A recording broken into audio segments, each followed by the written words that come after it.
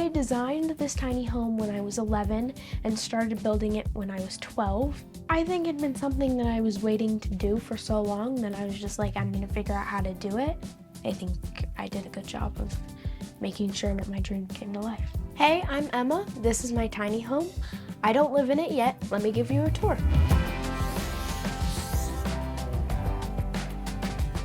Welcome to my tiny home. The dimensions are down here 18 by 10 wide, and then in the gooseneck it's 7 by 10 wide, totaling to 25 by 10 wide. When designing this tiny home, I wanted the kitchen to be right in the center and the first thing you see when you walk in. And then beyond that, you have the bathroom.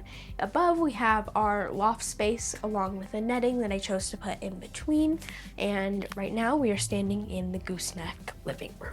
When I am first designing a space, the first things I think about is what I want the main focuses of the space to be. So for when I was designing this one, having a big kitchen is really important to me because I spend a lot of time in the kitchen cooking. So how I started the whole project was figuring out where I wanted the kitchen and how to make it as big as possible. When designing my tiny home, I really wanted to have the full 10 feet wide instead of the typical 8 feet wide, and I found that would be really important in the kitchen space because the counter depth comes out pretty far and I didn't want to feel too closed in between the two sides. I chose to go with an induction cooktop because we do most of our cooking on the stove at the house we're living in currently, and honestly I picked it because I found a really pretty pink pot. But I really like how it looks and it's really clean in the kitchen.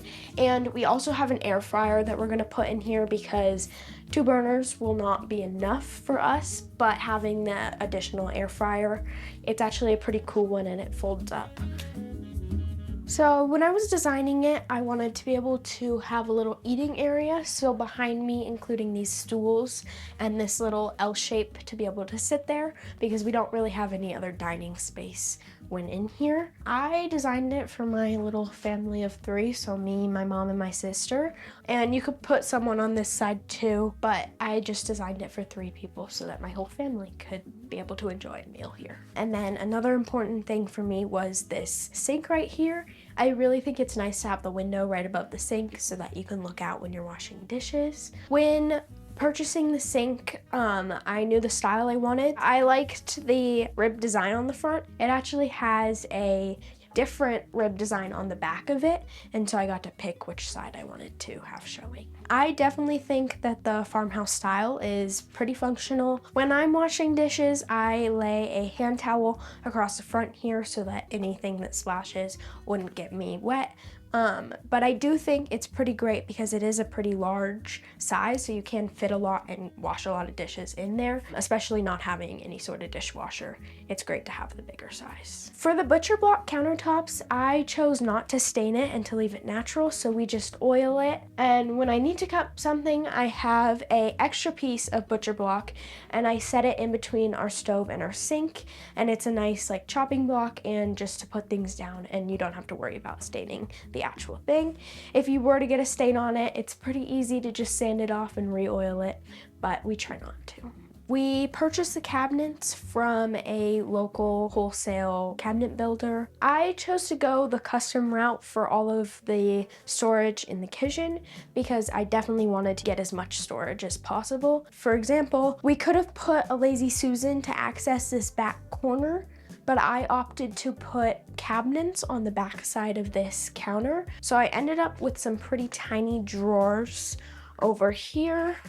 They fit something about this wide, and so they're pretty small, but they do give extra storage. I have some little cups and stuff down there. I just wanted to maximize as much of that storage as I possibly could. I really like the look of black hardware, so I thought that would look really good against the dark navy cabinets. I just wanted a simple modern style for the poles, and so that's just what I went with, and I tried to incorporate it throughout. I went with open shelving instead of cabinets because I like to have the more open feel, and if you have big cabinets, I feel like it kind of closes in the kitchen a little bit. So These hold a decent amount, and I put some hooks down here for mugs and things to hang, but they all are smaller just because I feel like we do have a lot of storage between this side of the kitchen and under the stairs. A tiny tip is just that for the most part, you're gonna wanna have doors to close all of that stuff away, because I think if you can see clutter, then it makes the space feel a lot smaller, and it's already a pretty small space. Here we are on the other side of the kitchen. Here we have all of our storage space and our fridge. One of my non-negotiables for the kitchen was definitely like having a ton of storage in here. I think like kitchens need the most storage, and so really just being able to use every single nook and cranny you can find in here for storage was really important to me, so that's what I tried to accomplish in my design. Over here we have our pantry space. This is actually a bigger pantry than we have in our home that we're living in right now, so it was really important to me and my mom to be able to have all of that space. And we have space for pans and any sort of kitchen cutlery that you would need. Continuing over here, we have my really cool vintage mini fridge and freezer. I really like the look of a vintage fridge. We actually bought this one off of Amazon. We were going to go with like the name brand vintage fridge, but we decided to save a little bit of money and go with this cheaper option that still has the cool unique look and is still a great quality fridge. And then continuing over here, we have two little spots to hang clothes, and we're in the process of putting pull-out drawers in these two right here. And then the rest of these are just more drawer space for clothing and whatever other things you would like to put in there. You can use this for kitchen storage or clothing storage. We also have a couple open shelves here and over there for cookbooks or any other things you'd like to put out on display. I think it would definitely be more convenient to keep the clothes upstairs, and I did provide places up there for clothing that can be folded, but I just designed this to have anything that you would want hung up to be in this area. When you're living tiny, there are definitely sacrifices that you are going to need to make, but I do think in order to get that hanging storage that you would like to have, it is necessary to have it down there because you would not have room for it up in our loft. But one of the pros of having your clothes down here is you're right next to the bathroom to change, and you just have more space than you would up in the loft, being that you can stand over here. When designing the stairs, I wanted them to be like real stairs, and I didn't want to do any ladders or anything like that to add the storage and just to make them easier to get up and down. I think the stairs turned out better than I was anticipating with all of the storage space that we were able to include.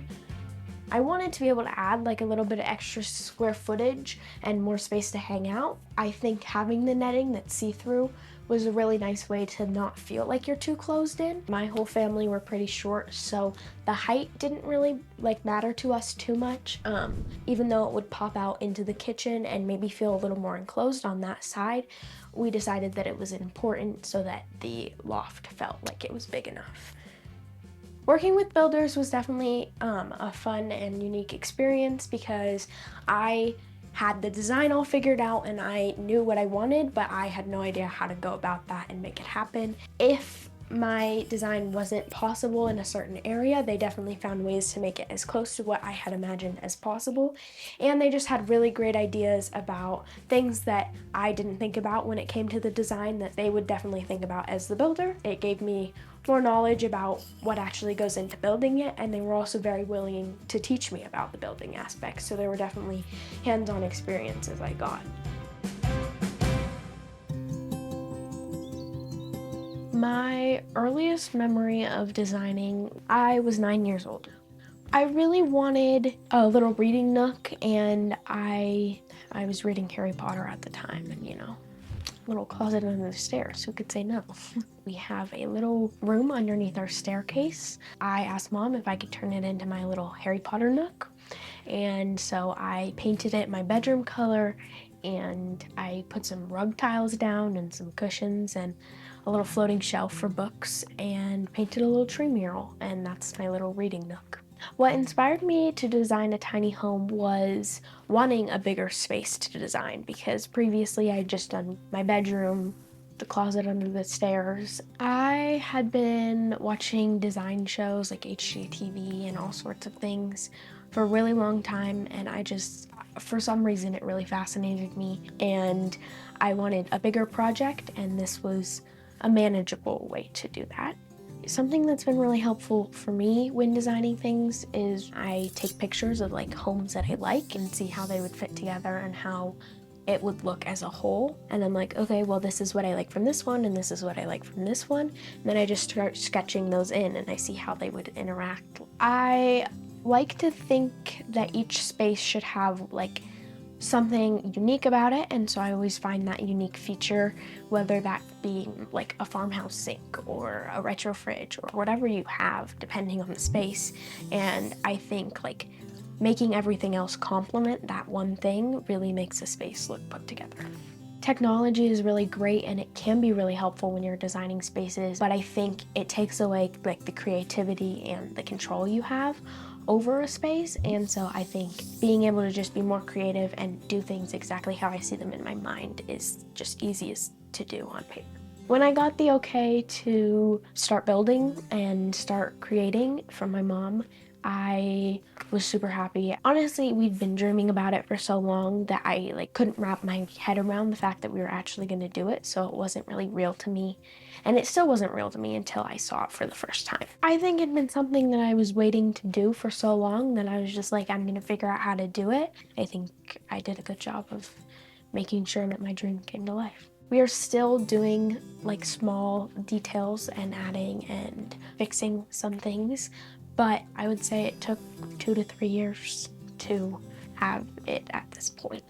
My long-term plans for this design skill would probably be going to college for design. That's always been a dream of mine, and I'm hoping to be able to do that someday. I would also love to incorporate agriculture into that.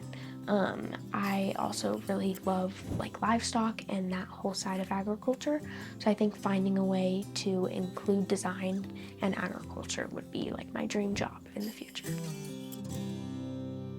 Hi, I'm Emma's mom, Rachel. When Emma came to me wanting to do a tiny home, I first thought, wow, we've really jumped from under stair cabinets and offices to something much bigger. And my hope as a parent has been to be able to say yes as often as is reasonable and to just knock down barriers for her to be able to have her dreams in tiny spaces come true. We got this process started when good friends suggested that we consider something on wheels.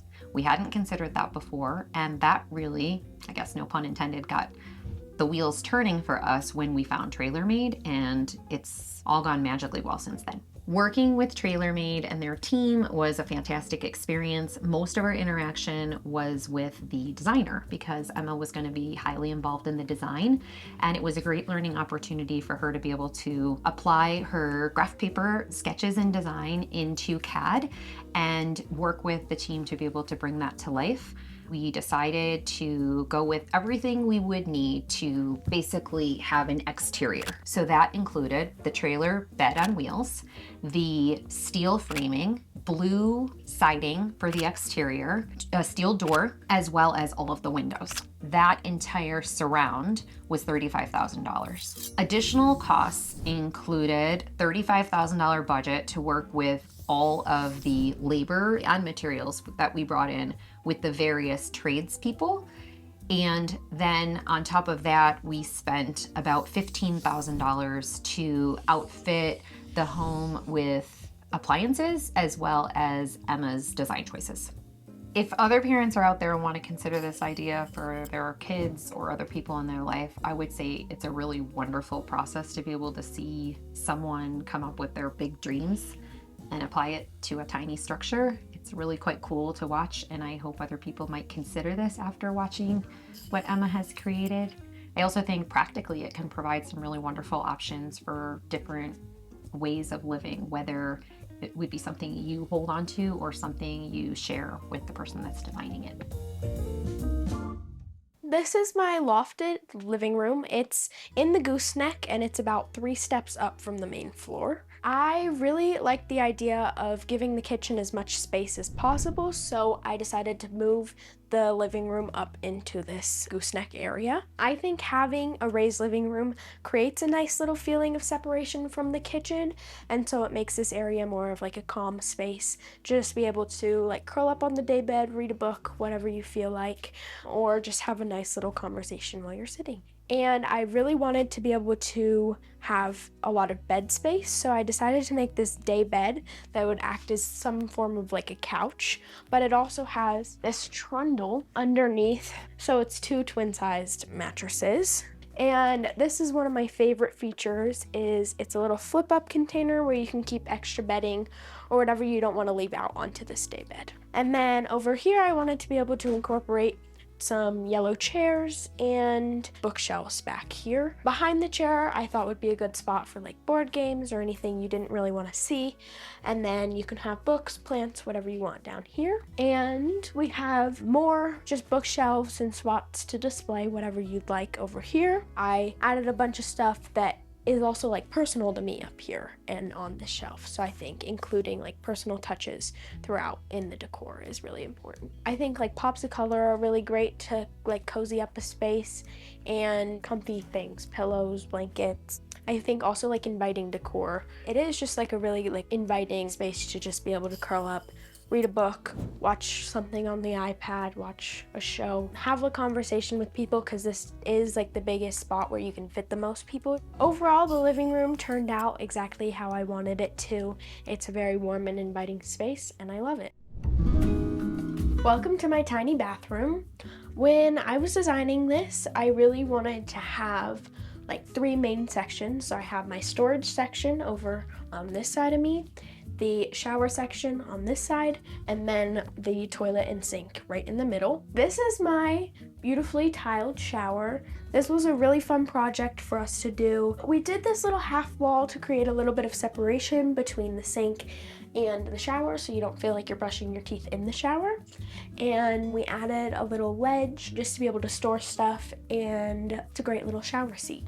I really had a great time picking out the tiles that we chose to do in here. We purchased our tile from ProSource Wholesale, and we went in person to see how the herringbone and the honeycomb tiles would look together, and I think it turned out as great as I could have imagined, and I really love how the shower is. I even got the hands-on experience of being able to lay the shower pan. We had to do that a couple times.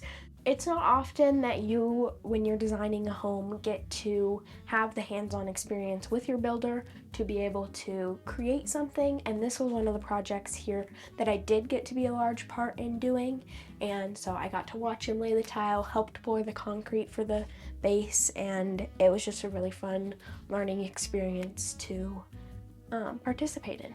I really love how it turned out, and I think it's a beautiful focal point in the bathroom. We decided to go with a composting toilet, and we plumbed it also for a flush toilet, but we chose to go with the composting just so that it's a little bit more environmentally friendly.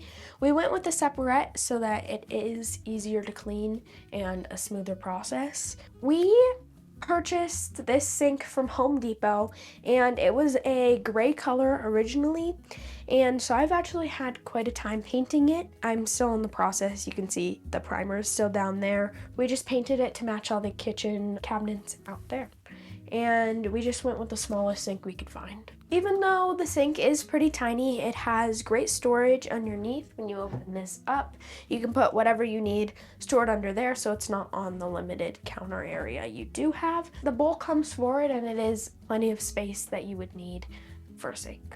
When designing this storage section, I needed to make sure we would have space to put a washer dryer in eventually for when we want that. So we left a big open section. For now, you can put just random bins down there, a laundry bin, whatever you need, but it's just an open space in case in the future we do want to put something there. Also, behind all of this storage, we have our electrical box, and so actually each of these shelves on top come out to allow you to open the electrical box. And then down here behind these shelves is where our water heater is, and so we actually have a false back and that actually slides so that you can cover it up so you're not looking at the water heater, but then when you need access, you can open it up and have full access to whatever you need down there. So I really designed it to be as functional as possible while giving us the maximum amount of storage that we could have. This idea came from another tiny home that I saw. They used it to connect their two lofts because they didn't do a gooseneck, and so they had a loft on each side. And even though I wasn't doing that, I really wanted to incorporate it, and I thought connecting it to that loft would be a fun way to do it and add a couple more square feet. It's a great space to just hang out, watch a show, read a book, and it holds multiple people. It holds up to 1,000 pounds, and so it's just a great extra space to have. This is our primary sleeping area. I designed this space just based on how big I wanted this bed, and so this is a queen bed up here. We built these side tables to fit perfectly with the queen size bed, and then we have more storage by the foot of this bed for clothes or whatever else you'd like to keep up there. We have this giant window to just provide lots of natural lighting and to just make the space feel a lot bigger than it actually is, just because it is so small that having like the natural light and being able to see outdoors really makes the space feel bigger. If I were to change anything in this space, I would have this be a queen short because it's not really possible to access the storage on this side where the bed is because there's like no room in between the shelf and the end of the bed. So I would make the bed a shorter version because we all, like my family's all very short, so it wouldn't be a problem for us to sleep in a smaller bed, and then you can have more access to that storage space. Right now I don't need to worry about going up and down the stairs, but if I were to design a home for future me as I'm getting older, I would have a main floor bedroom just so that we don't have to worry about any of the stairs, and so that would just mean that you would definitely need more square footage lengthwise to be able to accommodate that. We were able to make the tiny home so short because we were able to utilize the upstairs spaces. If I had a main floor bedroom, I would use the loft more as a space for storage and also just an extra place for people to hang out and spend time. We live within city limits, and so following the rules around parked units and what you are allowed to do and what you aren't allowed to do is what we've chosen to do to be able to make this possible for now. The functionality that we are held to in the city is basically to treat the unit as a glorified storage unit. We do preventative maintenance and we do labor on it to keep things up and running for the day we do have it moved to a different place, but we are not able to live in it at the present time. Future plans for this tiny home will kind of depend. We kind of have been thinking about it as either I would use it when I'm going to college, or my mom would take it and she would put it on some land. I'm really excited about the option for Emma to be able to use this in college. I could see using this as a VRBO or just a place for people to be able to stay for a longer period of time when they're hopefully out visiting. Design is something I'm really passionate about and I love, so if you'd like any help with any designs, I'm trying to help build my portfolio and get more experience. The links will be in the description below. Thank you, bye! Bye!